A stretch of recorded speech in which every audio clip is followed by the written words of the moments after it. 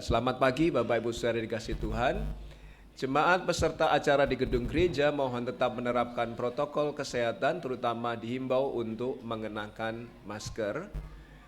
Dalam kebaktian Minggu 7 Januari 2024, ada perjamuan Tuhan dan perjamuan Tuhannya dengan sistem terbuka, yaitu yang sudah dibaptis dari gereja manapun dapat ikut ambil bagian di dalam perjamuan Tuhan pagi ini.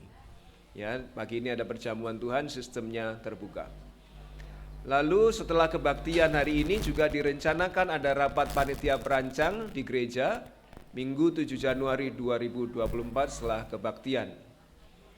Lalu minggu depan kalau rapat perancangnya hari ini berakhir dengan keputusan yang bulat, direncanakan minggu depan rapat anggota gereja setelah kebaktian 14 Januari 2024. Minggu depan juga akan diadakan pembubaran panitia Natal di gereja setelah kebaktian, setelah rapat anggota gereja, sehingga tiap seksi mohon segera memberikan laporan keuangannya supaya dapat segera direkap oleh bendahara.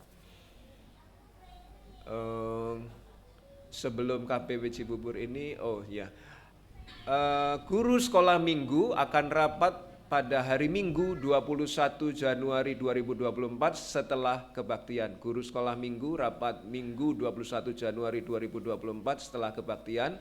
Sorenya di hari Minggu 21 Januari jam 6 sore ada persekutuan KPW Cibubur di rumah Bapak Sony Ondang. Dan Sabtu terakhir ada balik lagi persekutuan KPW Kranggan di rumah Bapak Diki Setiawan 27 Januari 2024 jam 17.30. Silakan KPW Cibubur mempersiapkan diri, KPW Kranggan mempersiapkan diri. Bapak Ibu Saudara, di meja tamu, meja penerima tamu tersedia amplop perpuluhan. Tidak sekedar untuk dibawa pulang, karena kalau saudara berani bawa pulang harus berani mengembalikan ya. Supaya saya nggak cari-cari ini nomor ini kok nggak pernah muncul di gereja ya, nomornya ya.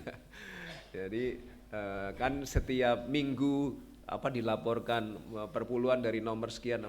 Jadi tersedia di meja penerima tamu amplop perpuluhan, tapi bukan untuk disimpan, untuk dikembalikan lagi sesuai berkat yang Tuhan percayakan kepada Bapak Ibu Saudara. Gereja Baptis Indonesia Cibubur ada 3 kantong persembahan, merah untuk persembahan persepuluhan, emas untuk pembangunan gedung gereja, dan biru untuk TPW Namotrasi. Silahkan memberi sesuai kerelaan hati Bapak Ibu Saudara. Persembahan persepuluhan Bapak Ibu Saudara yang mengikuti secara online bisa ditransfer ke nomor rekening BC atas nama Krisnawati 8770859027, akan dilaporkan di WhatsApp grup gereja. Jika ada koreksi mohon memberitahu saya Gembala Sidang. Data kehadiran minggu lalu, jam doa 27 Desember 19 orang di gedung gereja, secara online 21 orang, sekolah minggu 31 Desember 49 orang, kebaktian minggu 31 Desember 76 orang. Namotrasi Natal Kaum Muda Selasa 26 Desember 11 orang, bimbingan pranika 31 Desember 5 orang, sekolah minggu 31 Desember 24 orang, kebaktian umum minggu 31 Desember 43 orang, kebaktian awal tahun Senin 1 Januari 2024 40 orang. Kita terus doakan, Namotrasi sedang membangun. Petugas hari ini pembawa acara Bapak Diki Setiawan, singers Ibu Ike Sari, Saudara Andreas, pemain musik Saudara Tristan, Saudari Valentina, slide Saudara Yosafat, OBS Saudara Damas, sound system Bapak Purnomo. Persembahan Saudari Rahel, Saudari Dahlia, perjamuan Tuhan nanti dilayani oleh Pendeta Aryo Basuki, Bapak Dwiarso dan Bapak Sugeng Rianto. Penerima tamu Bapak Halomuan Ibu Deborah, keamanan Saudara Boy Adil Gansai. Petugas minggu depan silakan mempersiapkan diri. Renungan hari Rabu 10 Januari Bapak Diki Setiawan, membawa acara Ibu Veta Prapti Nilar, pemain musik Saudari Wihelmina Pinasi, operator slide Saudari Venesia Amorgea, OBS Saudara Eren Kristo, operator sound Bapak Herman Kairuban. Pembukaan sekolah minggu depan Ibu Ellen Novianti diiringi pemain musik Saudara Eren Kristo.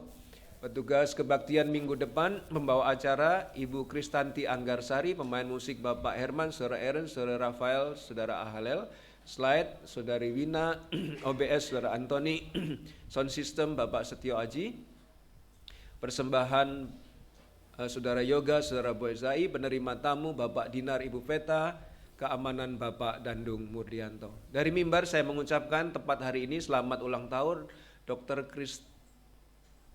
Kristanti Budi Hapsari atau kita kenal Dr. Riri, dan adik Vian hari ini berulang tahun, Vivian Aristi Cahyaningsih, dan tanggal hari Rabu 10 Januari Bapak Edi Sulistiono. Selamat ulang tahun Dr. Riri, adik Vian dan Pak Sulis. Bapak Ibu Saudara bisa menyampaikan selamat ulang tahun melalui WhatsApp grup gereja atau ketika bertemu orangnya secara langsung. Mari kita masuki kebaktian pagi ini dengan khidmat disertai perjamuan Tuhan. Selamat berbakti, Tuhan memberkati.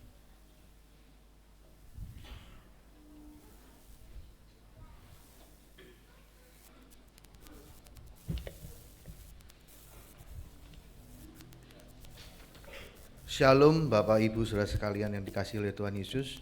Mari kita siapkan hati kita. Mari kita menyimak panggilan berbakti dari Mazmur 96 ayat 7 sampai dengan ayat yang ke-9. Beginilah firman Tuhan. Kepada Tuhan, hai suku-suku bangsa, kepada Tuhan sajalah kemuliaan dan kekuatan. Berilah kepada Tuhan kemuliaan namanya. Bawalah persembahan dan masuklah ke pelatarannya. Sujudlah menyembah kepada Tuhan dengan berhiaskan kekudusan.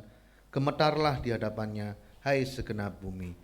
Mari kita menyanyikan nyanyian penyembahan dengan bangkit berdiri, sujud dan terima kasih.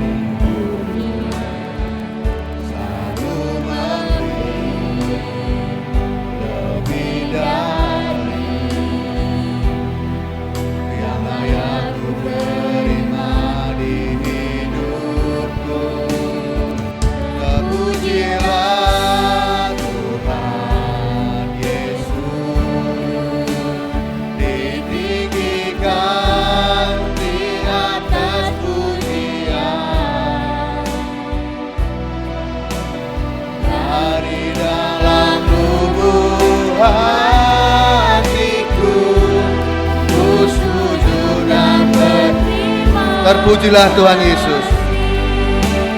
Terpujilah Tuhan Yesus. Ditinggikan di atas segalanya. Dari dalam lubuk hatiku, ku sujud dan berterima. Dari dalam lubuk hatiku, dari dalam lubuk hatiku, ku sujud dan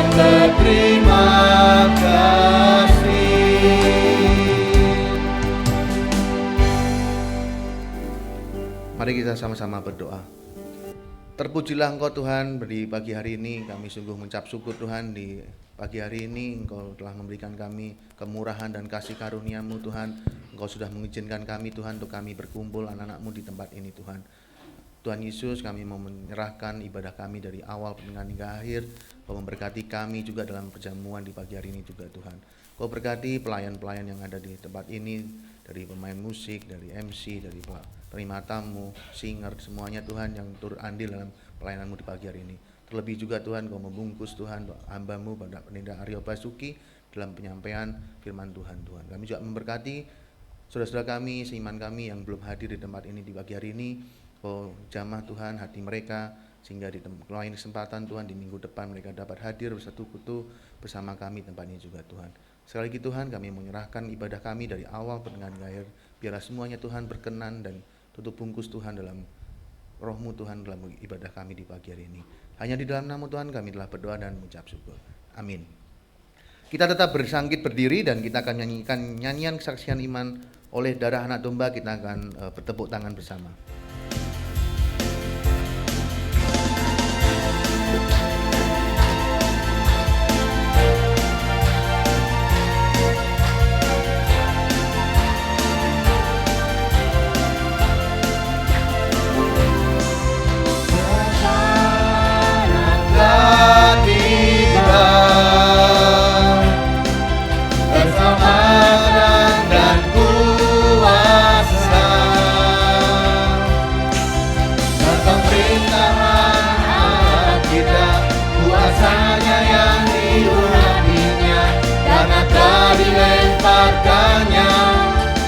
Pendakwa kita,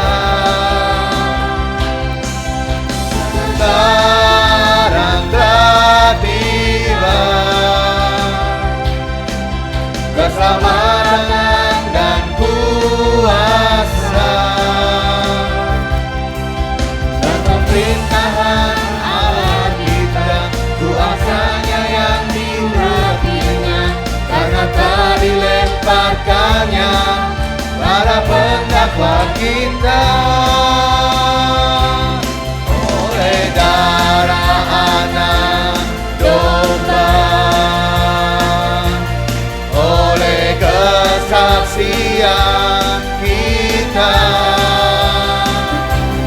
iblis dikalahkan, kuasanya dihancurkan.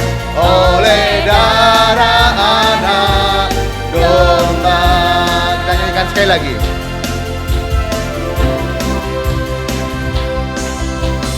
Sekarang telah tiba,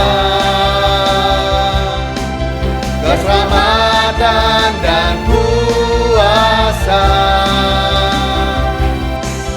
dan pemerintahan Allah kita, kuasanya yang diurapinya, karena telah dilemparkannya para pendakwa kita. Sekarang telah tiba, keselamatan dan kuasa dan pemerintahan Allah kita, kuasanya yang diurapinya, karena telah dilemparkannya para pendakwa kita. Oleh darah anak domba, oleh kesaksian kita, iblis dikalahkan, kuasanya dihancurkan. Oleh darah anak domba, darah anak domba, oleh kesaksian kita, iblis dikalahkan, kuasanya dihancurkan. Oleh darah anak domba. dipersilakan untuk duduk kembali. Tiba saatnya kita akan membacakan Alkitab dengan silih berganti yang diambil dari Yohanes 12 ayat yang ke-27 sampai dengan ayat yang ke-36. Saya akan bantu bacakan ayat yang ke-27 dan seterusnya bergantian jemaat silih berganti. Beginilah firman Tuhan di pembacaan Alkitab kita di pagi hari ini. Yohanes 12 ayat 27 sampai dengan ayat yang ke-36. Ayat yang ke-27. Sekarang jiwaku terharu dan apakah yang akan kukatakan? Bapa, selamatkanlah aku dari saat ini. Tidak, sebab untuk itulah aku datang ke dalam saat ini. Bapa, muliakanlah namamu. Maka terdengarlah suara dari surga. Aku telah memuliakannya, dan aku akan memuliakannya lagi.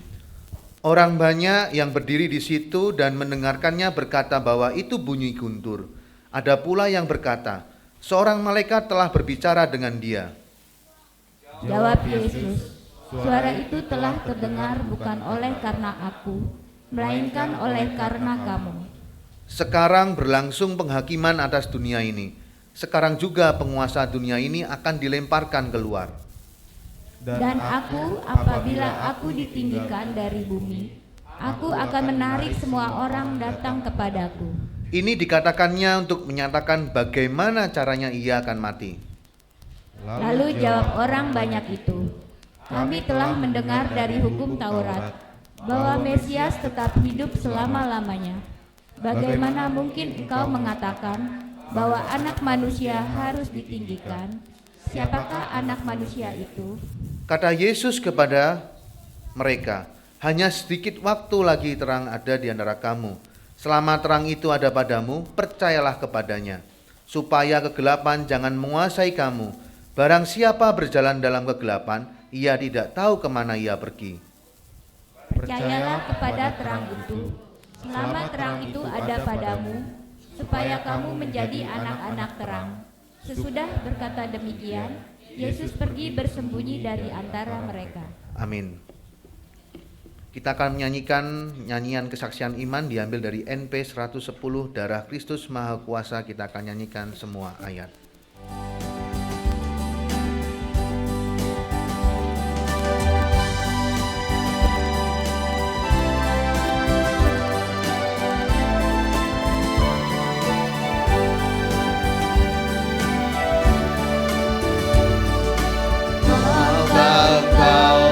Dari beban, harapkan penuh Sang Penebus.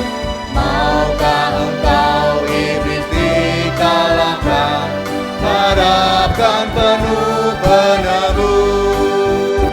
Darah Kristus Maha Kuasa menghapus dosamu.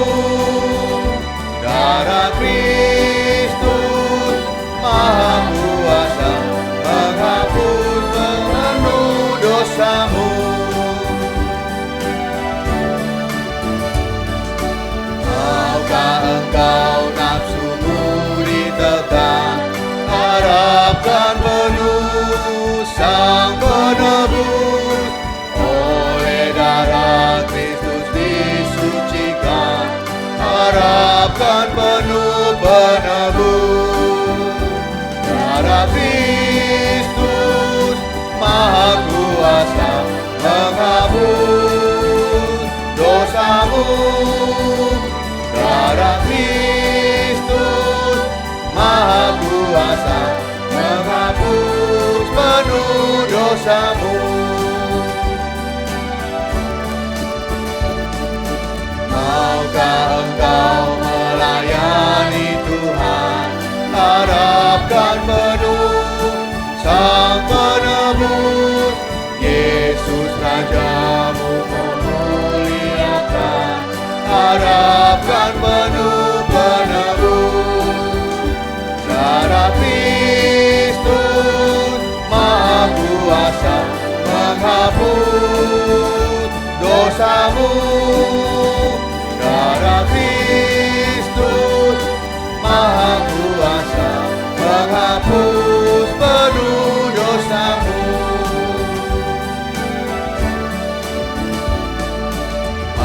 Kau menyanyi Tuhan, harapkan penuh Sang Penebus.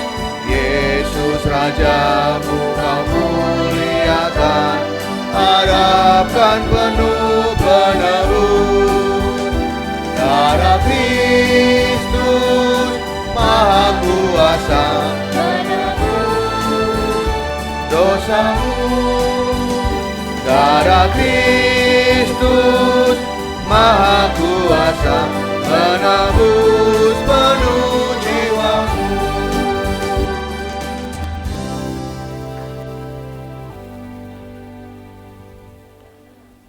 Kita akan memberikan persembahan dan persepuluhan kita di pagi hari ini. Sebelum kita memberikan persembahan dan persepuluhan, seruan memberi diambil dari 2 Korintus 5 ayat yang ke-15. Dan Kristus telah mati untuk semua orang, supaya mereka yang hidup tidak lagi hidup untuk dirinya sendiri, tetapi untuk Dia yang telah mati dan telah dibangkitkan untuk mereka. Kepada Mbak Rahel untuk bantu dalam doa persembahan.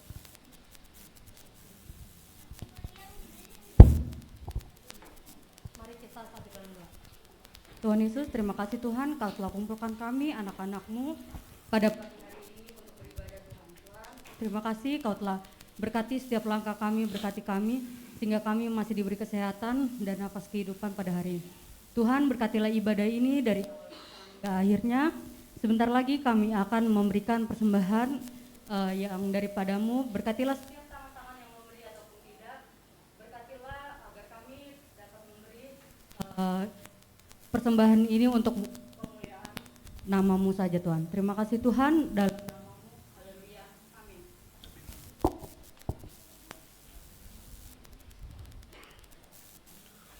Selagi persembahan dan persepuluhan diedarkan, mari kita menyanyikan lagu persembahan dan persiapan firman Tuhan dari NP 186, Tercurah Darah yang Kudus.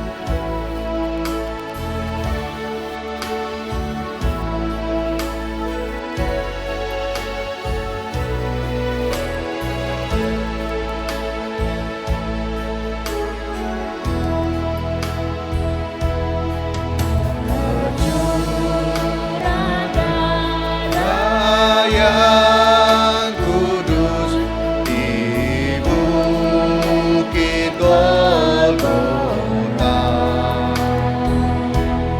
yang mau bertobat ditebus, terhapus dosanya, terhapus dosanya, terhapus dosanya. Yang mau bertobat ditebus, terhapus dosanya.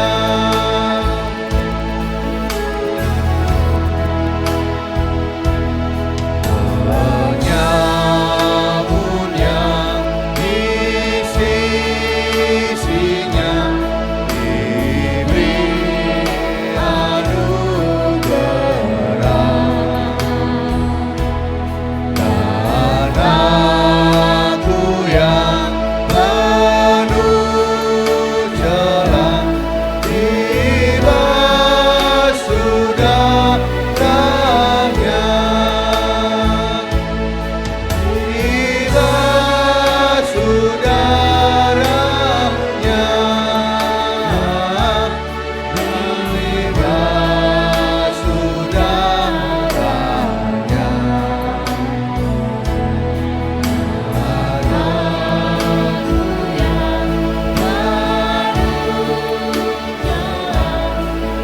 Dibasuh darahnya.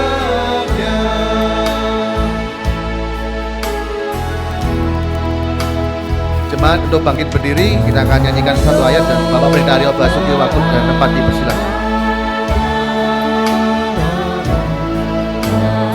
Hilang kuasanya,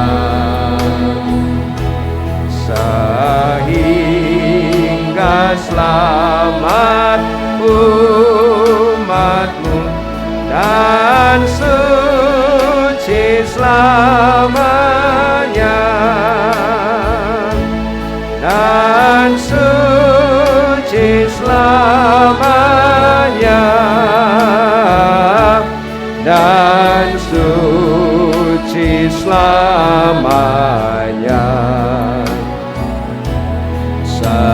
sehingga selamat umatmu dan suci selamanya.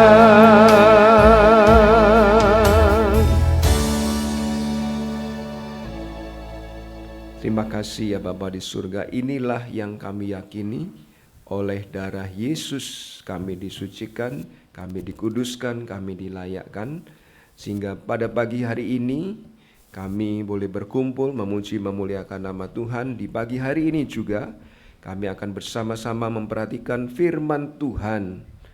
Tuhan yang telah menebus kami sekarang bersabda dan kami akan mendengarkannya. Tolong supaya hati, pikiran, seluruh keberadaan kami fokus konsentrasi kepada kebenaran firman-Mu, sehingga kami boleh menikmati berkat firman-Mu seutuhnya dan tidak ada suatu pun yang merenggutnya dari kami.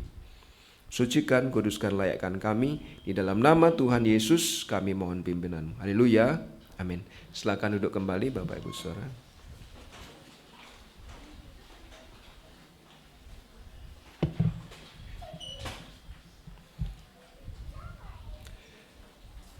Saya tidak tahu dengan Bapak Ibu Saudara, tapi mungkin secara budaya orang Indonesia pada umumnya kita tidak suka merepotkan orang lain. Pada umumnya ya, meskipun ada orang-orang yang nggak umum juga ya. Artinya mereka suka merepotkan. Tapi pada umumnya orang Indonesia itu tidak suka merepotkan orang lain. Kalau saya bisa ngerjain sendiri, ngapain minta tolong orang lain? Atau misalnya kita sudah terlanjur minta tolong orang lain, tapi nggak segera dikerjain, ya udah deh tak kerjain sendiri. Karena pada secara budaya kita dikembangkan dengan prinsip sedapat mungkin tidak merepotkan orang lain. Saya cari di internet gambar. Ternyata sudah ada logo yang semacam itu. Jangan merepotkan orang lain. Mungkin orang tua kita ketika kita kecil sudah dipesan nggak usah ngerepotin orang lain. Kalau bisa ngerjain sendiri, kerjain sendiri ya. Karena kita ditumbuh kembangkan dalam pola yang mungkin dimaksudkan supaya kita mandiri. Tapi untuk yang satu ini kok saya seneng kalau saya bisa merepotkan ya. Ya, saya sangat bersyukur ada orang lain repot demi saya ya. Saya senang dia rela susah, rela repot demi saya meskipun saya nggak tahu bahwa ternyata saya membutuhkan perkara itu kalau dia repot dan susah untuk saya. Saudara tahu arahnya ya, slide berikutnya. Ini harusnya bisa. Oke, bisa. Oke. Ya, siapa yang saya repotkan, yang saya bikin susah? Tuhan Yesus. Dia susah dan repot datang ke dunia kayu salib. Ya, meskipun kita kemarin merayakan dengan penuh sukacita tanggal 16 Desember, lalu tanggal 25 ya puji Tuhan yang ada beredar sekitar Cibubur masih bisa datang.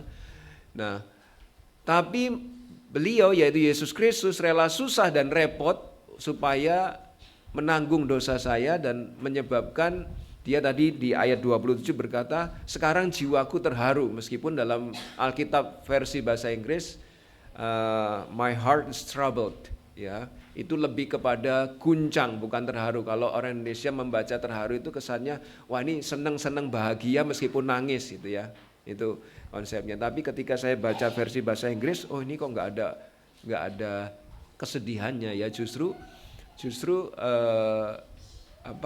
lebih tepat versi bahasa Inggris ya, troubled ya, terguncang, terganggu, atau gelisah atau galau ya. Kita adalah penyebab kesusahan Yesus. Dia harus repot ke dunia, dia harus susah mati di kayu salib. Kita adalah penyebab. Dan saya sudah, kalau saya nggak salah ingat sudah saya jelaskan di khotbah tanggal 24, sehingga ada lagu respon, karena kita dia menderita. Karena dia rela repot, rela susah untuk kita, dia melakukan itu semua. Bapak Ibu Saudara yang dikasihi Tuhan, di Yohanes pasal 12 ini merupakan minggu terakhir Yesus ada di dunia, ya. Minggu terakhir Yesus ada di dunia. Meskipun dia terharu, meskipun dia troubled, meskipun dia galau, gelisah, tergoncang hatinya, dia memang datang untuk saat itu, sehingga dia tidak ingin menghindar dari saat itu, ya. Dia tidak ingin menghindar. Nah, ini merupakan minggu terakhir Yesus ada di dunia. Yesus waktu itu ada di Yerusalem, dan sebentar lagi persiapan Hari Raya Paskah orang Israel, yang merupakan peringatan mereka keluar dari Mesir untuk menuju ke tanah perjanjian. Itu di peristiwa itu nanti Yesus juga akan disalibkan atau dikurbankan. Sehingga di ayat 23 dikatakan, telah tiba saatnya anak manusia dimuliakan. Ketika ada orang Yunani, kami ingin ketemu Yesus. Lalu Yesus menjawab, merespon itu bukan dengan kalimat belum waktunya, belum waktunya. Di sepanjang pasal-pasal sebelumnya selalu ada kalimat belum waktunya. Tapi begitu orang Yunani datang, lalu dia berkata, telah tiba saatnya anak manusia dimuliakan. Itu artinya pemberitaan Injil sekarang, karena sudah ditolak oleh orang Israel, tidak mau percaya kepada Mesias, maka Injil disebarluaskan kepada segala bangsa, ya, kepada semua bangsa. Orang Yunani mulai nyari Yesus, Yesus mau menemui, dan dia berkata, inilah waktunya anak manusia dimuliakan. Tapi caranya dimuliakan bagaimana? Ya, sehingga penolakan Israel terhadap Mesias itu mengakibatkan kabar baik menyebar ke bangsa lain, termasuk sampai ke Indonesia, dan kita menjadi orang percaya. Tapi Kristus ditinggikan di sini bukan seperti peristiwa Gibran dijadikan calon wakil presiden, ya, bukan seperti itu, ya. Ini anak baru kemarin sore kok diangkat dijadikan calon wakil presiden, pengalamannya gimana, ya. Saya tidak promosi jelek, enggak, ya. Cuman ini pendapat pribadi, ya. Bukan seperti itu Kristus ditinggikannya, ya. Tapi istilah Kristus ditinggikan ini, Kristus ditinggikan itu sama dengan yang digunakan Yesus ketika bertemu Nikodemus. Di Yohanes 3:14 katakan, sama seperti Musa meninggikan ular di padang gurun, demikian pula anak manusia harus ditinggikan. Jadi konteks ditinggikan itu, ketika itu orang Israel, ya, karena menyembah berhala, terus kemudian didatangi ular berbisa, semua yang dipagut ular itu akan mati dalam beberapa saat. Tapi Musa diberi solusi oleh Tuhan, udah bikin patung dari patung dari perunggu, bentuknya seperti ular. Semua orang yang memandang kepada patung itu akan disembuhkan. Mereka beriman kepada solusi yang diberikan oleh Allah. Dan mereka, ketika patung sudah dibuat, lalu mereka memandang kepada patung itu ditinggikan. Semua yang dipagut ular harusnya mati, memandang kepada ular itu sembuh atau tidak mati. Itu analogi yang digunakan Yesus, sama seperti Musa meninggikan ular di padang gurun sehingga orang yang dipagut ular tidak jadi mati. Demikian juga orang yang memandang anak manusia ditinggikan juga tidak akan mengalami kematian. Demikian pula anak manusia harus ditinggikan, itu maksudnya. Nah, Yesus menggunakannya lagi di Yohanes 8:28. Apabila kamu telah meninggikan anak manusia, barulah kalian orang Yahudi tahu bahwa akulah dia dan bahwa aku tidak berbuat apa-apa dari diriku sendiri, tetapi aku berbicara tentang hal-hal sebagaimana diajarkan Bapa kepadaku. Digunakan lagi, ditinggikan. Tapi ditinggikan di sini bukan dalam konteks menjadi begitu mulia, begitu hebat, tanpa penderitaan dan lain sebagainya. Ditinggikan di sini dalam konteks ada makna ganda, bahwa Yesus akan ditinggikan dengan menggunakan kayu salib. Itu merupakan peristiwa yang paling memalukan, ada penderitaan, karena ditulis di Yesaya bahkan, ya, bahwa sampai orang tidak mengenali wajahnya. Mungkin ini hukuman yang paling menyiksa, hukuman yang paling memalukan, karena karena mungkin kepentingan film, ya, tidak ditampilkan seperti aslinya, tapi hampir seperti ditelanjangi Yesus ya. Ya itu ya. Itu yang dijalani Yesus. Nah, peristiwa itu disebut ditinggikan, harusnya ditinggikan kan peristiwa yang mulia, yang hebat. Tapi kok melalui penderitaan bahwa dia harus mati di kayu salib, dihukum dengan cara yang mengerikan, dihukum dengan cara yang memalukan. Tetapi Yesus menerima kemuliaan karena dia dengan demikian menjadi juru selamat dunia. Tidak ada yang dapat menyelamatkan selain di dalam Yesus. Sehingga Tuhan dimuliakan, pada saat yang sama iblis dikalahkan dengan kematian Kristus di kayu salib dan kemudian kebangkitannya dan kemudian kenaikannya ke surga. Nah, bagaimana Bapak Ibu Saudara menanggapi kalau Kristus dimuliakan? Tanggapan Bapak Ibu Saudara seperti apa? Saya tadi sempat menyinggung Gibran. Kalau Gibran dimuliakan dengan anak yang belum punya banyak pengalaman kemudian dijadikan calon wakil presiden, reaksi atau tanggapan kita seperti apa? Oh, ada banyak yang suka ya. Ini mewakili generasi muda dan lain sebagainya. Saya tidak lihat langsung, tetapi beberapa berita menyatakan debat yang kemarin ada yang suka dengan Gibran, tapi ada juga yang nggak suka. Ini anak-anak kecil pakai istilah-istilah yang orang lain nggak tahu, jebak. Nanti kalau dijebak balik gimana dan lain sebagainya ya. Seru memang ya. Tapi ini dramanya belum selesai ya. Nanti tiba-tiba dramanya kelihatan bertengkar lah, lalu pada akhirnya udah kamu jadi menteriku aja. Kita yang bertengkar di bawah kecele ya. Kita belum tahu akhirnya drama pemilu ini ya. Tapi Kristus tidak ditinggikan seperti itu. Kristus ditinggikan dengan cara dipermalukan, tapi dia menjadi juru selamat dunia, tapi dia menjadi pribadi yang bisa menyelamatkan kita, bahkan ya memerlukan tanggapan atau respon kita. Kalau ular tadi ditinggikan di padang gurun dan semua orang yang melihat diselamatkan dari racun ular. Sekarang kalau Kristus ditinggikan, apa tanggapan saudara? Harusnya ketika Kristus ditinggikan seharusnya membuat kita percaya kepadanya selagi masih ada waktu untuk mengambil keputusan percaya kepada Yesus. Ya tadi malam atau hari kemarin cukup hektik ya, sehingga saya tidak menyiapkan PowerPoint terlalu rumit, saya hanya membahas ayat-ayat saja. Kita akan bersama-sama melihat aspek-aspek di dalam Kristus yang ditinggikan. Aspek pertama bahwa di dalam ditinggikannya Kristus itu bahwa ada penderitaan ya. Meskipun Kristus ditinggikan, ada penderitaan di situ. Sehingga ayat 27 dikatakan, sekarang jiwaku terharu. Ini yang saya katakan tadi versi bahasa Inggris, troubled, terguncang, gelisah ya. Karena Yesus itu meskipun manusia, tapi dia juga Allah. Sehingga dia maha tahu apa yang akan dijalani, dia akan menghadapi cambuk, dia akan menghadapi paku yang besar, dia akan menghadapi dikhianati murid-muridnya sendiri, dia akan menghadapi diludahi, dia akan menghadapi mahkota duri, dia akan menghadapi ditinggalkan Allah Bapa. Jadi dia maha tahu, sehingga belum peristiwa itu terjadi karena dia maha tahu peristiwa-peristiwa yang akan terjadi ke depannya, maka jiwanya tergoncang, troubled dia. Dan apakah yang akan kukatakan, Bapa selamatkanlah aku dari saat ini? Tidak. Ya, kalau kita terguncang kan harusnya kita berusaha, pada umumnya kita tidak ingin dalam situasi itu, kalau bisa keluar atau melarikan diri dari situasi itu. Nabi Yesus meskipun jiwanya tergoncang, kemudian dia mengajukan pertanyaan retorik yang dijawab oleh dirinya sendiri.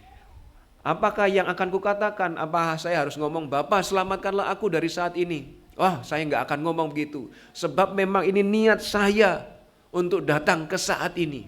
Kalau sebelumnya waktunya belum tiba, ini saatnya.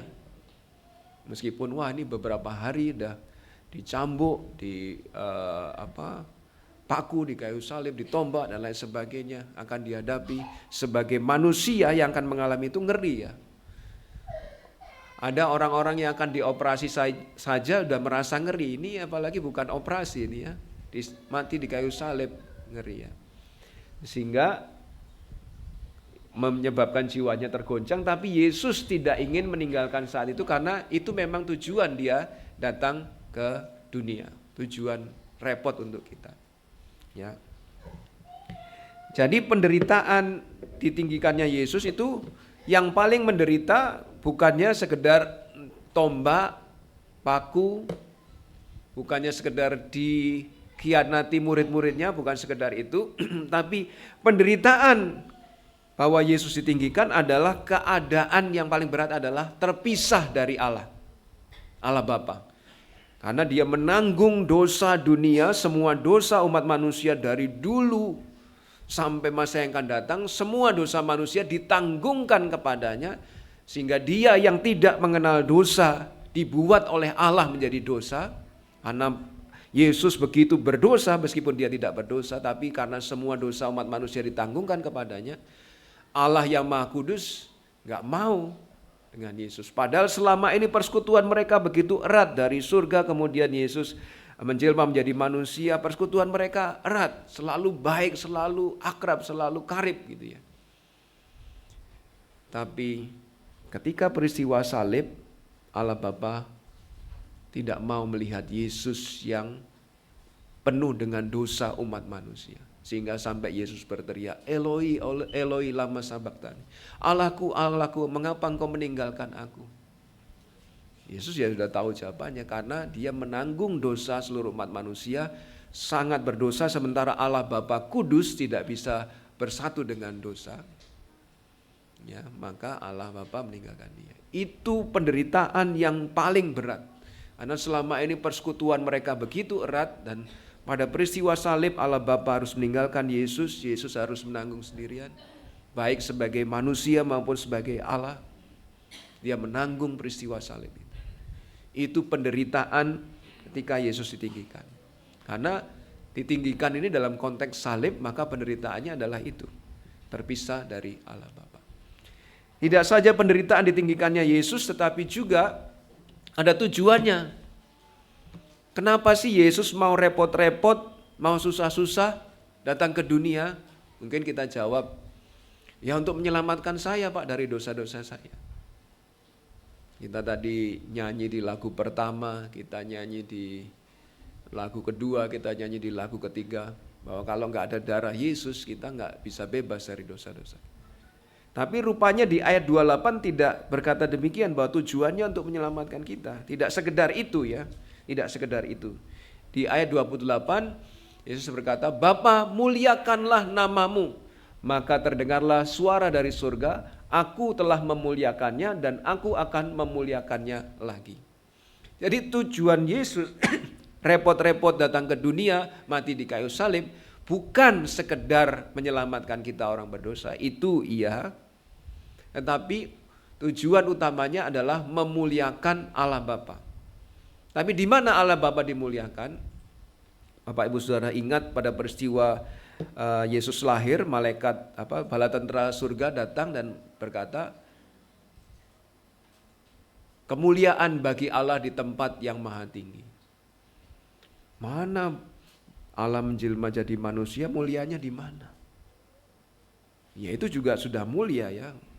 Kita nggak masuk pikiran kita bagaimana Allah yang nggak bisa mati, Allah yang dan lain sebagainya kok jadi manusia yang bisa mati. Itu sudah mulia. Tapi kemuliaannya lebih dari itu. Kemuliaannya paling dinyatakan adalah di dalam peristiwa salib. Allah begitu mulia karena di dalam peristiwa salib itu malaikat juga lihat, sampai malaikat ingin tahu, ini kenapa sih Allah kok udah manusia itu ciptaan yang banyak dosanya, kok dibela-bela, sampai malaikat ingin tahu. Itulah kemuliaan Allah, kasihnya begitu mulia. Orang berdosa seperti kita masih dibela-belain dengan kerepotannya dia, dengan kesusahannya dia.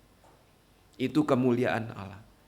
Tapi di dalam peristiwa salib tidak saja kemuliaan kasih Allah dinyatakan, tapi juga kemuliaan kekudusan dan keadilan Allah.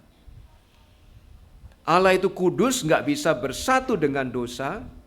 Kalau mau yang berdosa bisa mendekat kepada Allah, maka harus ada yang mewakili orang berdosa ini untuk mengalami murka Allah. Wah, nggak ada Tuhan di antara manusia yang bisa mewakili. Kalau syaratnya harus suci kudus sejak dari dalam kandungan sampai mati, nggak ada tuh. Oke, karena memang nggak ada di dunia ini manusia yang suci kudus sejak dari dalam kandungan sampai matinya. Aku sediakan nih anakku. Jadi korban kalian mewakili kalian untuk menggantikan tempat kalian. Dia dihukum, dia menerima murka saya. Ya.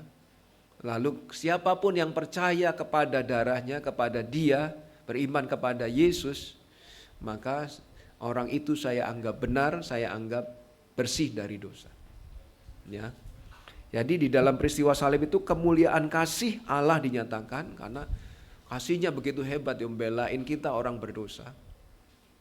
Tapi juga di dalam peristiwa salib itu ada kemuliaan kekudusan Allah dinyatakan bahwa nggak bisa orang berdosa nggak bisa dekat Allah. Harus ada yang memediasi. Keadilan Allah dinyatakan bahwa yang berdosa harus dihukum. Ya. Dan itu diwakili oleh Yesus. Ya, kekudusan Allah dinyatakan, keadilan Allah dinyatakan, kasih Allah dinyatakan di dalam peristiwa salib itu. Sehingga peristiwa salib itu membuat Allah ditinggikan. Maka Yesus berdoa sebelum peristiwa salib. Muliakanlah namamu, ya Allah Bapa. Dan kemudian Allah menjawab dari surga. Aku telah memuliakannya. Ketika kamu bikin mujizat, aku dimuliakan. Ketika kamu memberikan pengajaran dan pengajaranmu hebat, aku dimuliakan dan lain sebagainya. Tetapi Allah belum selesai sampai situ, dia berkata, dan aku akan memuliakannya lagi melalui peristiwa kayu salib. Allah dimuliakan dan tidak berhenti sampai kayu salib. Kebangkitan Yesus pada hari yang ketiga, Allah dimuliakan. Kenaikan Yesus ke surga, Allah dimuliakan. Sehingga Allah berkata, aku telah memuliakannya dari peristiwa-peristiwa sebelumnya dan aku akan memuliakan lagi dari peristiwa-peristiwa selanjutnya. Itu tujuan Yesus ditinggikan supaya Allah dimuliakan.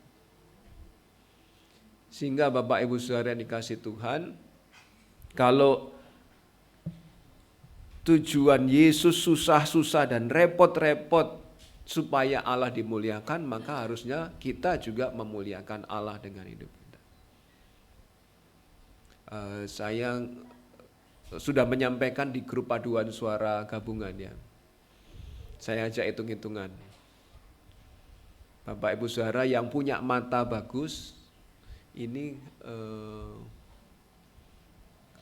supaya kita, apalagi kalau kita nggak buta warna, itu warnanya hijau, itu ada hijau tua dan sebagainya. Itu berkat Tuhan ya. Kalau harus beli mata itu harganya saya lupa 1 miliar atau berapa ya. Terus kita punya telinga, kalau masih bisa dengar, puji Tuhan ya. Tapi sayang kadang-kadang nggak dipakai. Ini kalau kita harus ganti telinga itu harganya 770 juta. Yang masih punya gigi utuh, puji Tuhan juga. Ya. Karena untuk ganti bagian bawah, gigi bagian bawah saja beberapa, enggak semua, ada yang bilang 9 juta. Jadi saudara di sekitar wajah saja saudara sudah punya nilai miliaran, meskipun enggak bisa diuangkan ya. Tapi kalau saudara mau diuangkan, saudara mau enggak punya mata supaya bisa punya uang. Itu sangat keliru ya. Pak, meskipun punya mata harganya miliaran nggak bisa untuk bangun genteng saya, ya ampun. Emang mau nggak punya mata tapi punya genteng? Keliru itu ya. Nah ketika kita punya telinga, mata, gigi, semuanya gitu. Hitung-hitungan itu dari Tuhan ya. Tapi kita tidak memuliakan Tuhan. Padahal Allah Bapa saja memuliakan, Yesus saja memuliakan Allah Bapa. Betapa kelirunya kita. Yesus saja sampai hatinya tergoncang, rela repot dan susah supaya kita diselamatkan dari dosa. Tapi kita malah main-main dengan dosa, itu suatu yang keliru. Ini perhatikan, ini tujuan ditinggikannya Yesus. Ya. Tapi sayangnya responnya orang pada waktu itu pada dengar langsung loh ya. Orang banyak yang berdiri situ dan mendengarkannya berkata bahwa itu bunyi guntur. Nah, mereka menghubungkan dengan alam. Tapi ada yang dihubungkan dengan perkara rohani. Ada pula yang berkata seorang malaikat telah berbicara dengan dia. Tapi nggak sampai kepada pikiran bahwa ini konfirmasi dari Allah Bapa bahwa kalian perlu mendengar ini. Sehingga Yesus berkata, Suara itu terdengar bukan karena aku, melainkan oleh karena kamu. Ini konfirmasi dari surga bahwa inilah pribadi yang perlu, wajib, harus kamu ikuti. Beberapa kali peristiwa itu terjadi ketika Yesus dibaptiskan, keluar dari air dibaptiskan. Ada suara dari surga berkata, inilah anakku yang kukasihi, kepadanya lah aku berkenan. Peristiwa itu juga terjadi lagi ketika Yesus dimuliakan, ada Musa dan Elia tampil, murid-muridnya lihat. Mereka begitu terpesona dan kemudian ada suara dari surga. Inilah anakku yang kukasihi, kepadanya lah aku berkenan, kalian harus mengikuti dia. Dan kemudian peristiwa ini yang ketiga, ya. Tapi orang-orang mengira itu bunyi guntur, itu bunyi malaikat, tapi enggak nyambung sampai pada ini konfirmasi dari Allah bahwa ini loh Mesias yang harus kalian ikuti. Mereka tetap menolak Mesias itu. Padahal tujuan Yesus ditinggikan adalah untuk kemuliaan Allah Bapa, sehingga Allah konfirmasi, ikuti pribadi ini. Tapi mereka enggak paham. Enggak tahu dengan Bapak Ibu Saudara. Mungkin orang tua kita sudah menjelaskan Yesus, kakek nenek kita sudah menjelaskan Yesus, mungkin guru sekolah minggu kita sudah menjelaskan Yesus. Mungkin Bapak Ibu Saudara sendiri juga sudah baca tentang Yesus. Tapi bisa jadi, ini kebetulan saja, ini pengajar yang baik tapi bukan Allah ini. Ada yang menahan diri dari percaya Yesus padahal buktinya sudah banyak, ya. Itu bukan respon yang diharapkan Allah. Lalu dampaknya apa kalau nanti Kristus ditinggikan, ya? Ayat 31, sekarang berlangsung penghakiman atas dunia ini. Begitu Kristus ditinggikan di kayu salib, peristiwanya akan terjadi berikutnya setelah pasal 12 ini. Akan berlangsung penghakiman atas dunia ini. Maksudnya bagaimana, Pak? Ketika Kristus sudah di kayu salib, itu artinya jalan yang disediakan Allah sudah genap, sudah lengkap.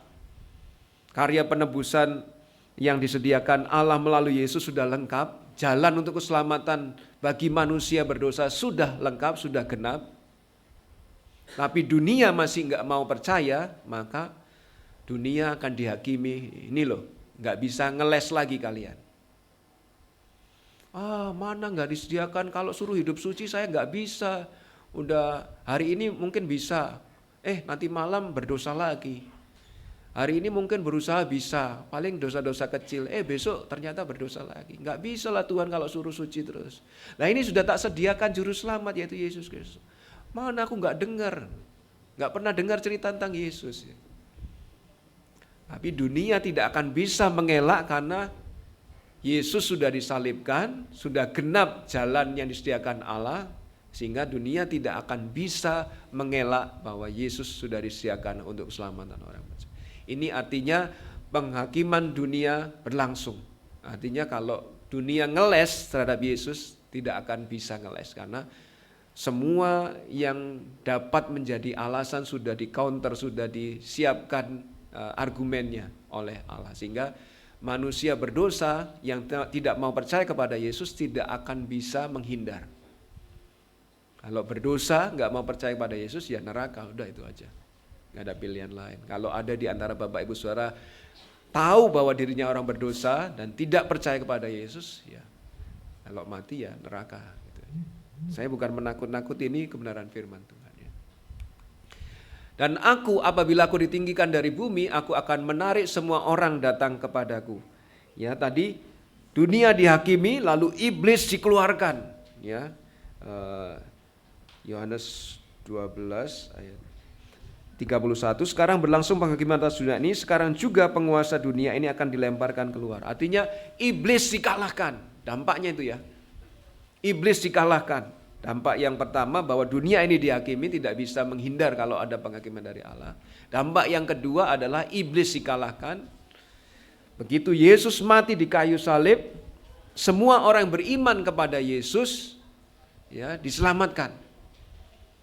Iblis tidak bisa merenggut, iblis kalah. Sehingga dikatakan penguasa dunia ini telah dilemparkan. Artinya iblis tidak akan bisa merebut kita orang percaya dari tangan Yesus. Iblis pasti kalah. Ditambah lagi ayat 32 ini. Dan aku apabila aku ditinggikan dari bumi, aku akan menarik semua orang datang kepadaku. Begitu Kristus ditinggikan mati di kayu salib, domba-domba Yesus akan datang kepada Yesus itu dari berbagai bangsa, sehingga disebut semua orang. Tidak saja Yahudi, tapi juga Yunani, orang-orang selain itu yang percaya kepada Yesus akan datang kepada Yesus, yang dombanya Yesus akan datang kepada Yesus. Ini ayat 32. Ini dampaknya ya. Penderitaannya Yesus adalah dia berpisah dari Allah Bapa. Tujuan Yesus ditinggikan adalah supaya Allah Bapa dimuliakan. Dampak Yesus ditinggikan adalah dunia dihakimi, iblis dikalahkan, dan orang-orang ditarik untuk datang kepadanya. Ya.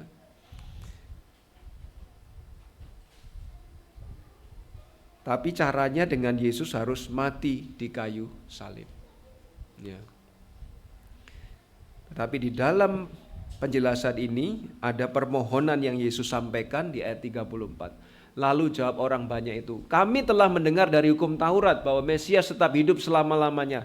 Bagaimana mungkin engkau mengatakan bahwa anak manusia harus ditinggikan? Siapakah anak manusia itu? Ini pertanyaannya orang Yahudi yang berusaha ngeles tadi ya. Mereka bisa menghubungkan ketika Yesus berkata anak manusia, anak manusia, anak manusia. Mereka langsung bisa menghubungkan, oh itu Mesias, berarti Yesus Mesias. Mereka bisa menghubungkan itu. Dan ketika Yesus berkata anak manusia harus ditinggikan, artinya mati di kayu salib, mereka juga bisa menghubungkan. Loh gak mungkin lah perjanjian lama kami yang kami teliti, anak manusia atau Mesias itu gak bakal mati, bahkan memiliki kerajaan yang kekal. Mewakili keturunan Daud, kerajaannya kekal sampai selama-lamanya. Mereka tahu itu bisa menghubungkan. Cuman masih minta petunjuk bahwa siapakah anak manusia itu. Ini bukan pertanyaan orang yang benar-benar ingin tahu, tapi pertanyaan orang yang hanya mau menghindar kalau harus merespon kepada Yesus. Kami tahunya Mesias itu nggak bakal mati. Kamu bilang anak manusia kok akan mati. Siapa anak manusia itu? Harusnya mereka bisa menghubungkan ya bahwa anak manusia itu Yesus. Sehingga Yesus nggak menggubris pertanyaan ini dengan jawaban teologis. Yesus bisa saja, coba kalian lihat di Yesaya, itu anak manusia Mesias itu harus menderita dulu sebelum datang yang kedua kali. Yesus bisa saja berkata demikian. Tapi Yesus tidak menggunakan itu, sehingga Yesus menjawab, kata Yesus kepada mereka, hanya sedikit waktu lagi terang ada di antara kamu, selama terang itu ada padamu, percayalah kepadanya. Mumpung aku masih ada di sini dan aku menjelaskan tentang terang itu dan aku adalah terang itu, percayalah. Mumpung kamu masih hidup, kamu gak perlu penjelasan teologis, kamu udah pinter, tahu perjanjian lama. Kadang-kadang orang gak percaya Yesus bukan karena gak ada bukti yang kita paparkan ya. Meskipun bukti sudah banyak kita paparkan, belum tentu orang percaya kepada Yesus karena memang gak mau. Dan Yesus menjelaskan itu kepada orang Yahudi ini. Hanya sedikit waktu terang ada di antara kamu. Percayalah, tapi kalau kamu gak mau ya sudah. Sehingga ayat 36, percayalah kepada terang itu selama terang itu ada padamu supaya kamu menjadi anak-anak terang. Sesudah berkata demikian, mereka gak mau percaya, Yesus pergi bersembunyi dari antara mereka. Ini malah bahaya ya. Kalau di sekolah Injil liburan, anak-anak sudah dijelaskan Injil. Di sekolah minggu sudah jelaskan juru selamat Yesus Kristus. Di kebaktian dijelaskan Yesus Kristus juru selamat. Di KPW jelaskan Yesus juru selamat. Tapi kita tetap tidak mau ambil keputusan percaya kepada Yesus. Bisa jadi suatu saat Yesus pergi bersembunyi. Udah deh, aku gak jelasin lagi. Terserah kamu gak mau percaya, silahkan.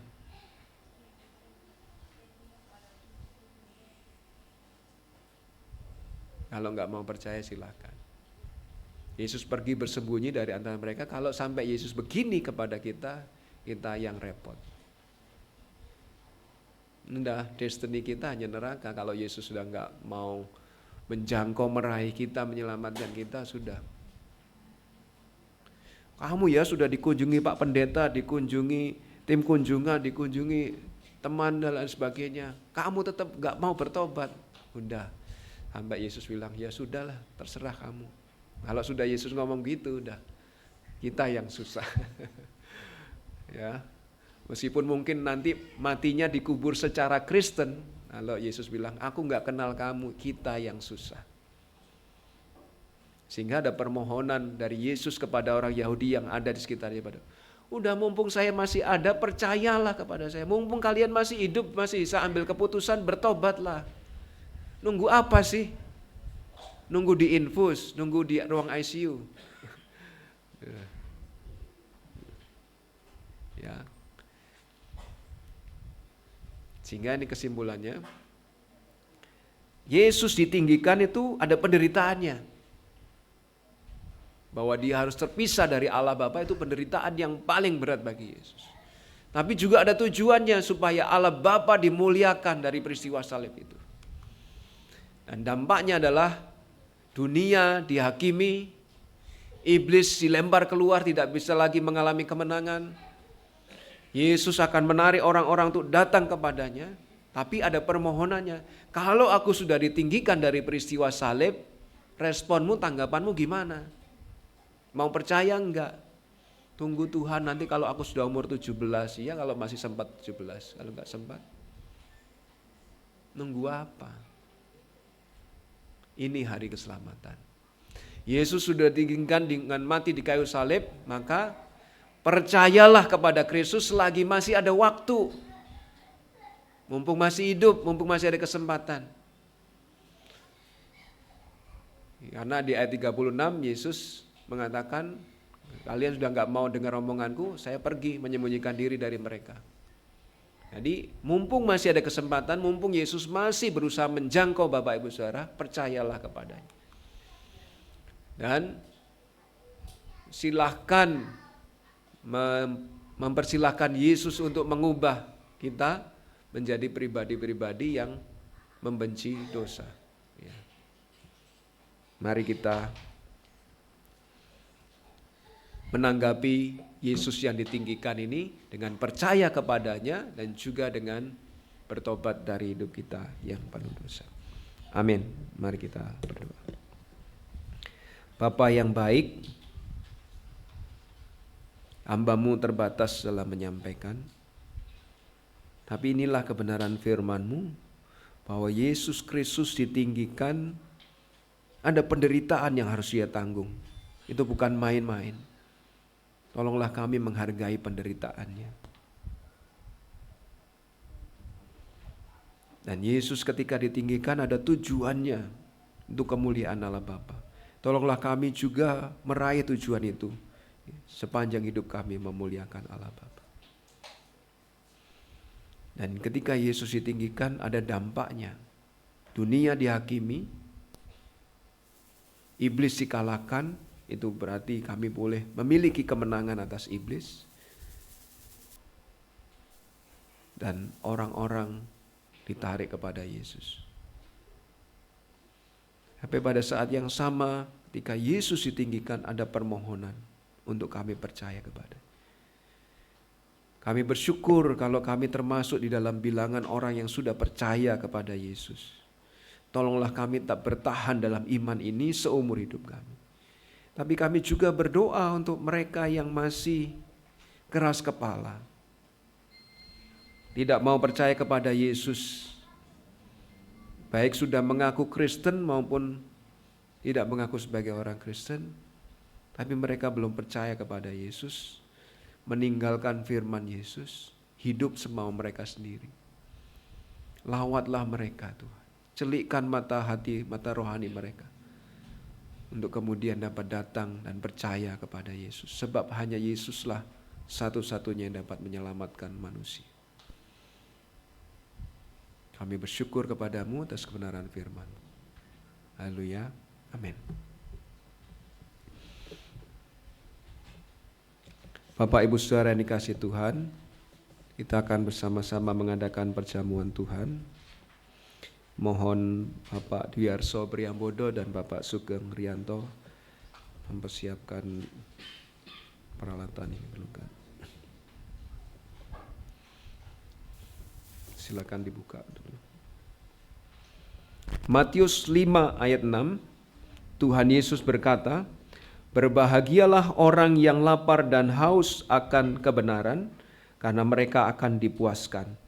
Akan tetapi ada juga peringatan dalam firman Tuhan, yaitu, Barang siapa dengan cara yang tidak layak makan roti atau minum cawan Tuhan, ia berdosa terhadap tubuh dan darah Tuhan. Karena itu hendaklah tiap-tiap orang menguji dirinya sendiri, dan baru sesudah itu ia makan roti dan minum dari cawan itu, karena barang siapa makan dan minum tanpa mengakui tubuh Tuhan, ia mendatangkan hukuman atas dirinya. Mari yang ingin ikut ambil bagian dalam perjamuan Tuhan ini terbuka untuk siapa saja yang sudah dibaptis, boleh ikut ambil bagian. Tapi sebelum kita mengambil bagian, mari kita mengaku dosa kita masing-masing kepada Tuhan. Silakan berdoa secara pribadi. Instrumen musik akan dimainkan untuk mengiringi saat teduh kita mengaku dosa kepada Tuhan dan minta Tuhan melayakkan kita.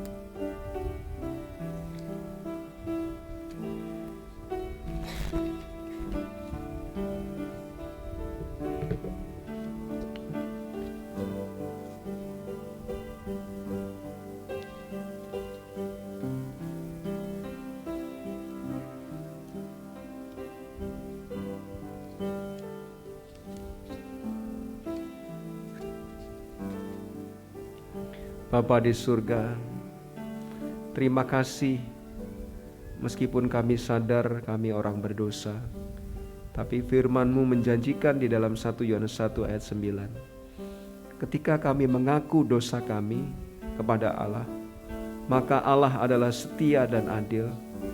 Allah berkenan menyucikan kami dari segala dosa pelanggaran kami dan melayakkan kami. Layakkan kami untuk ambil bagian dalam perjamuan kudus pada pagi hari ini. Pikiran kami yang menyakiti hati Tuhan, perkataan perbuatan kami yang menyakiti hati Tuhan ataupun menyakiti hati sesama kami, ampunilah. Izinkanlah kami ambil bagian dalam perjamuan Tuhan ini menjadi berkat bagi kami. Dan biarlah kami mengenang Kristus yang ditinggikan itu untuk Bapa dimuliakan, untuk keselamatan kami umat manusia. Di dalam nama Yesus kami bersyukur atas pengampunan yang daripada-Mu. Amin.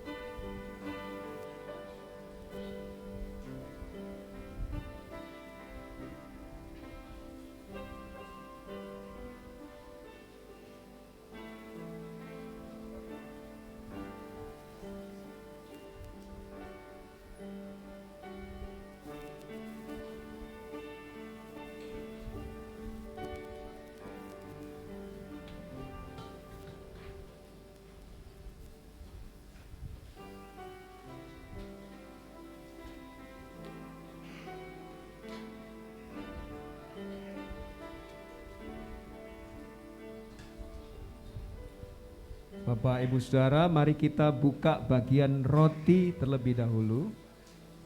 Ya, pelan-pelan saja kita tunggu.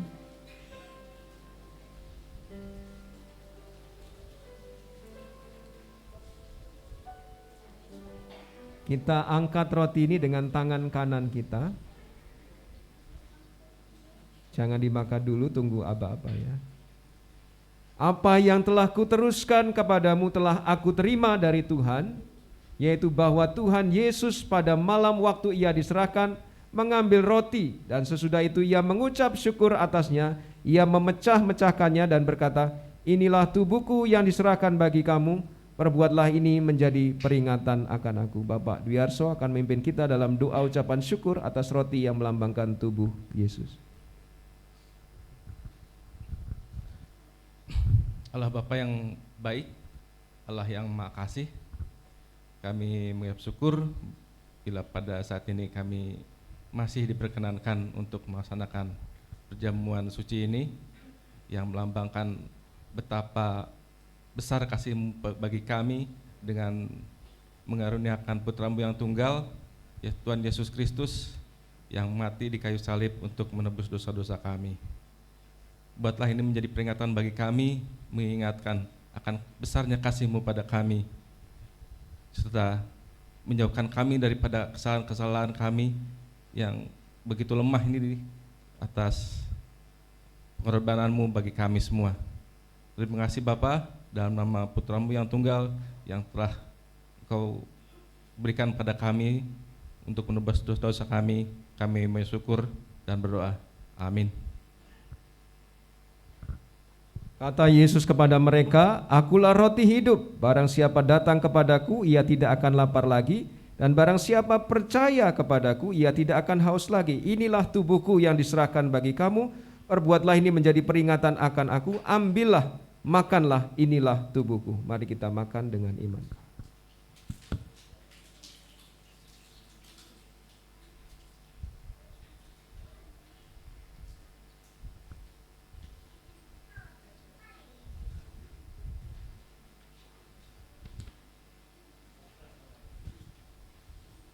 Sekarang kita buka bagian anggurnya perlahan-lahan supaya tidak tumpah. Hati-hati, itu mudah dibukanya. Setelah berhasil buka, pegang dengan tangan kanan dan angkat. Demikian juga Tuhan Yesus mengambil cawan sesudah makan, lalu berkata, cawan ini adalah perjanjian baru yang dimeteraikan oleh darahku. Perbuatlah ini setiap kali kamu meminumnya menjadi peringatan akan aku, sebab setiap kali kamu makan roti dan minum cawan ini, kamu memberitakan kematian Tuhan sampai ia datang. Bapak Sugeng Rianto akan memimpin doa ucapan syukur atas anggur yang melambangkan darah Yesus. Bapa kami yang bertata di kerajaan surga yang mulia, terima kasih pada kesempatan pagi hari ini kami boleh dapat mengenang perjamuan kudus yang Tuhan lakukan di muka bumi ini, dan pada hari ini kami melakukannya untuk bersama-sama dengan Engkau juga melalui Roh Kudus-Mu untuk mengucap syukur atas karunia yang Tuhan berikan, yaitu keselamatan bagi kami.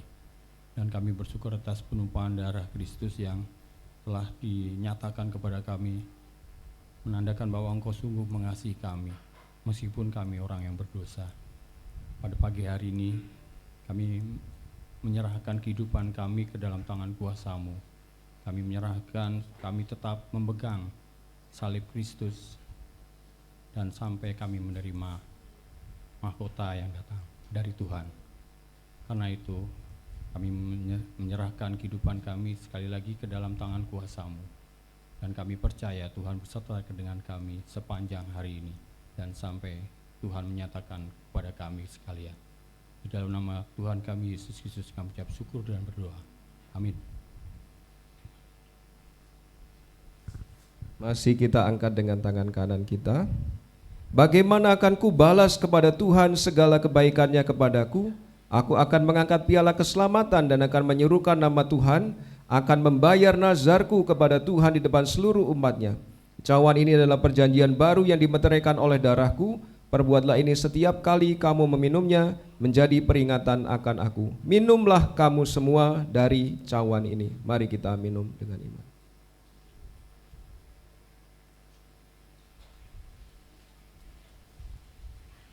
Sekarang Tuhan, biarkanlah hamba-Mu ini pergi dalam damai sejahtera, sesuai dengan firman-Mu, sebab mataku telah melihat keselamatan yang daripada-Mu yang telah Engkau sediakan di hadapan segala bangsa, yaitu terang yang menjadi pernyataan bagi bangsa-bangsa lain dan menjadi kemuliaan bagi umat-Mu.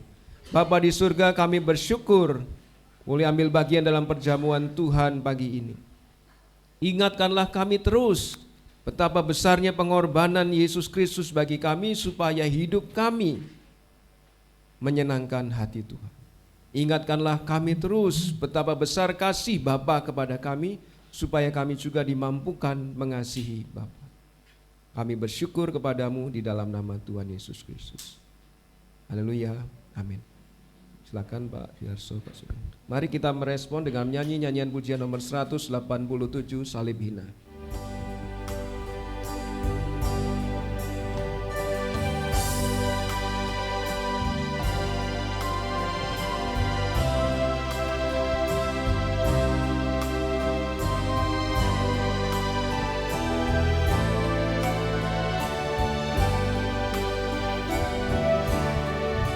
Atas bukit yang jauh, empat salib hina, lambang dari sengsara jelas.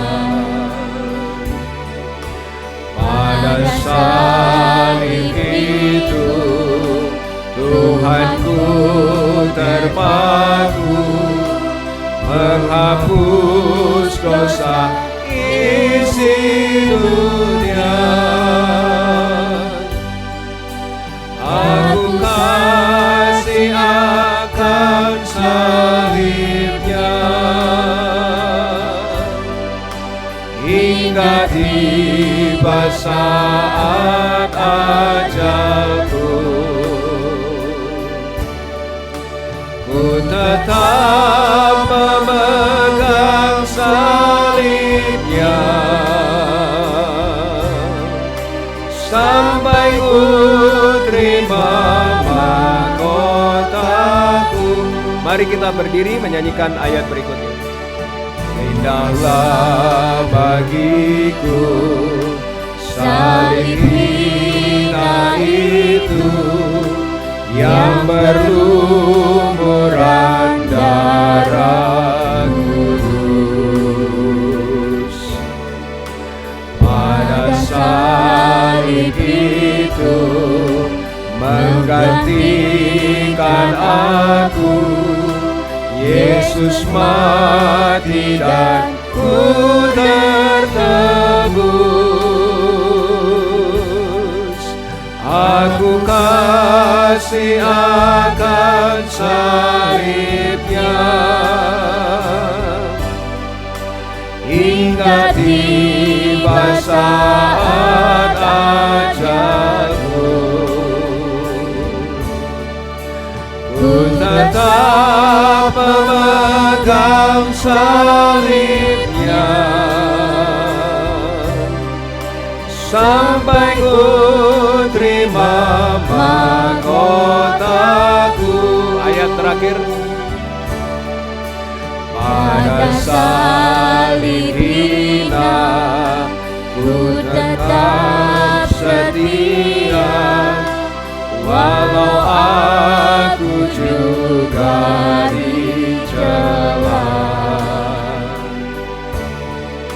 Satu saat kelak aku kan bersorak dalam surga yang indah mulia. Aku kasih akan salibnya hingga tiba saat ajalku. Ku tetap memegang salibnya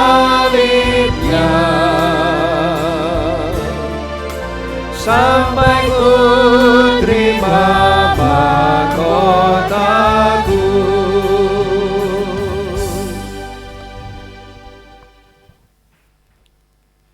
Biarlah ini sungguh-sungguh kami jalani dalam hidup kami. Tekad, komitmen kami tetap memegang salib Yesus seumur hidup kami sampai kami menerima mahkota yang menjadi bagian kami. Tidak mudah Tuhan hidup di dunia ini sebagai orang percaya. Tapi dengan kuasa dan pertolongan Roh Kudus-Mu yang Kau janjikan bagi kami, yang tidak akan pernah meninggalkan kami akan sanggup. Karena keluar dari tempat ini, kami diminta hal yang sama, yaitu untuk menjadi pelaku-pelaku firman Tuhan. Berkatilah jemaat-Mu satu persatu, pria ataupun wanita, dewasa ataupun anak-anak. Berkatilah jemaat-Mu ya Tuhan, untuk mampu hidup menyenangkan hati Tuhan, untuk mampu menjadi berkat bagi sesamanya, untuk mampu menghadapi tantangan dunia ini dan tetap keluar sebagai pemenang. Berkat bagi kehidupan jasmani mereka, kesehatan. Kau karuniakan pemulihan kesehatan pada Bu Retno Mardiningsih, dan juga saudara-saudara kami yang lain yang sakit, Tuhan melawat menyembuhkan. Kau juga mengaruniakan berkat bagi usaha pekerjaan tiap-tiap jemaat-Mu, apapun profesi mereka, dilimpahkan rezeki yang dari surga atas tiap-tiap pribadi, atas tiap-tiap keluarga, sehingga mereka dapat mencukupi kebutuhan hidup mereka sehari-hari, dapat mendukung pekerjaan Tuhan, dan juga dapat merencanakan masa depan mereka. Berkat bagi tiap anak dalam studi, mereka meraih cita-cita dalam karir, dalam pasangan hidup mereka, sehingga anak cucu jemaat-Mu tetap setia seumur hidup mereka kepada Tuhan. Demikian pula jemaat-Mu tetap setia, beriman teguh kepada Tuhan Yesus.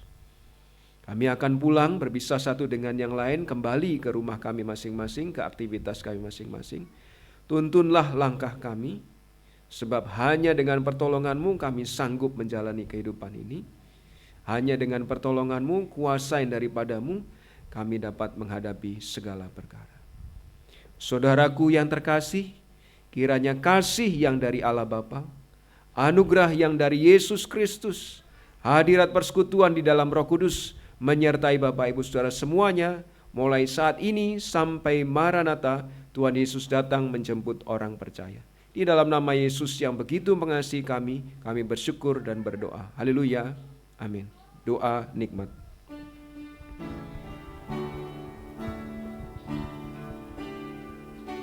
Rahmat Tuhan Yesus Kristus, kasih Bapa di surga, dan karunia Roh Kudus kiranya tetap serta.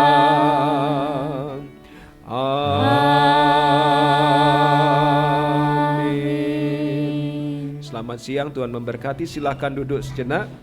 Minta tolong daftar kepala keluarga.